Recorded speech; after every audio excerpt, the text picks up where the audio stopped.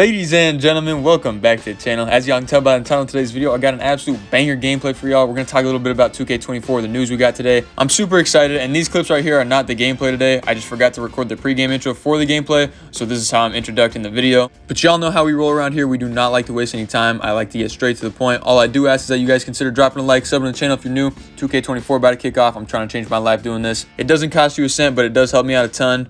But yeah, I love y'all so much, so let's get into it. Beat that layup though, that was crazy, I'm not gonna lie. Dodging the contest and everything. Now while this game gets rolling, we got a lot to unpack about 2K24. 2K released a blog post as well as a gameplay trailer this morning that gave us a lot of information. And the thing I am most intrigued about is choosing your takeover in-game. Apparently after you fill up your takeover bar, you can just choose from a menu of takeovers. Literally mid-game, you can just decide what takeover you want to use. So I think that is super sick. Imagine you got like 30 seconds left in a tied up Brett game and you just filled up your takeover meter and you can choose whatever takeover you want. Maybe you choose shot creator takeover in that situation because you want to go for like a step back three for the win or something. I think that's awesome in my opinion. Obviously the next big change is the adrenaline boost coming back, and that's definitely super controversial, but they are reworked. Now I personally didn't have a problem with how they were this year, but apparently next year, instead of losing adrenaline boost for dribbling, you lose them by getting bodied up by your defender when you drive to the basket. And they say the penalty for losing your adrenaline boost is not dribbling slower or anything like that, but instead it's harder to shoot. Now, as long as this is done the right way, I think this could be a really good feature. What I don't want is for defenders to just be able to come up and press you while you're standstill dribbling, trying to set up some offense or something, and then be able to just like basically sap your shooting abilities. I feel like you should at least have to be attacking the basket to lose your adrenaline boost while you're dribbling, because, you know, sometimes you got to dribble in place, like reset the offense. Your defender should not be able to come up and like shove you around and just make it so you can't shoot the rest of the possession. That's silly in my opinion. It doesn't sound like that's how it works. I'm just giving y'all my opinion on it.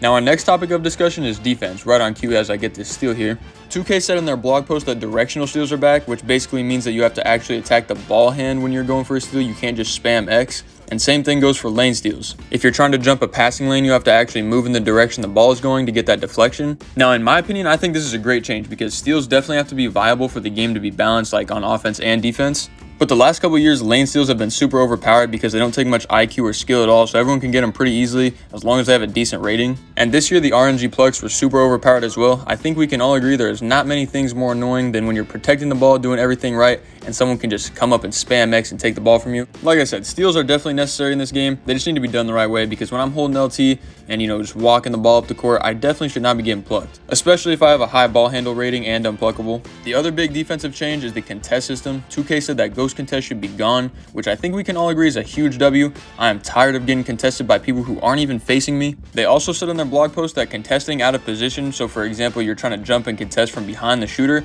you're probably going to get punished with a foul call, so that means free throws or an and one. Now the only thing is, hopefully this doesn't make everybody's go-to dribble move the crab crossover with the Trae Young size-up escape. I hope they make it so you can be punished for playing bad defense, but not make it a situation where people are just abusing the mechanic and just getting free throws all the time.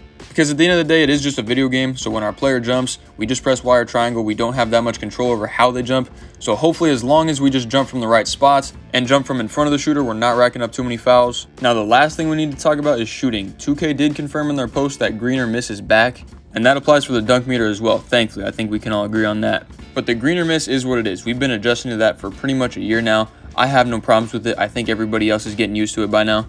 The big thing is they changed up the timing system. So instead of very early, late, or very late, you have a visual shot cue that you can set. So for example, you can set it to when your player jumps, when they get to their set point, when they let go of the ball, and whatever you set it to, that's when you let go of your shoot button to green the shot.